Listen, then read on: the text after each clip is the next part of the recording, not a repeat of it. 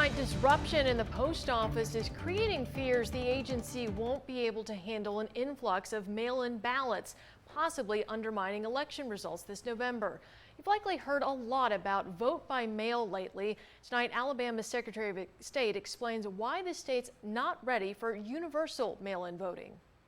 With coronavirus still spreading, voters this November may opt to skip crowded polling locations and instead send their ballot in the mail. We certainly support voting by mail through the absentee process, as we have done for years and years and years.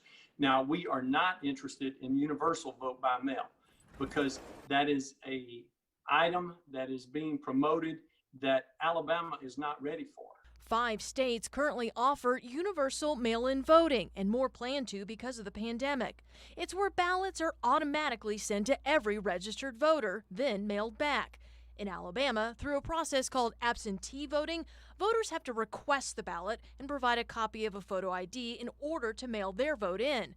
Merrill says properly executing universal mail-in would take years and cost significantly more. The cost for one segment of an election in the state of Alabama currently is $5.5 million.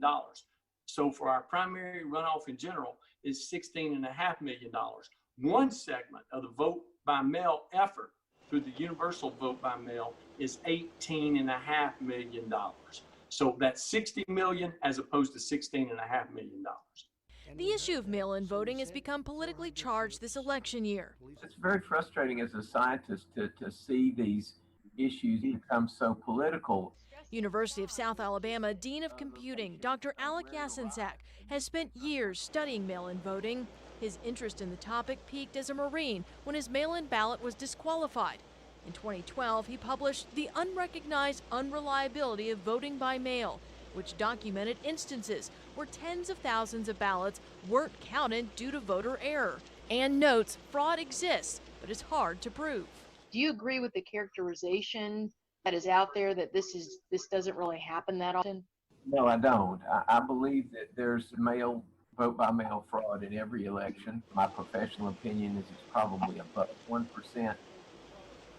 Now, the House is set to return to Washington Saturday to vote on a bill that could inject $25 billion into the Postal Service. This could help prevent slowdowns in ballot delivery this November. We expect to hear from our Congressman Bradley Byrne on this issue tomorrow.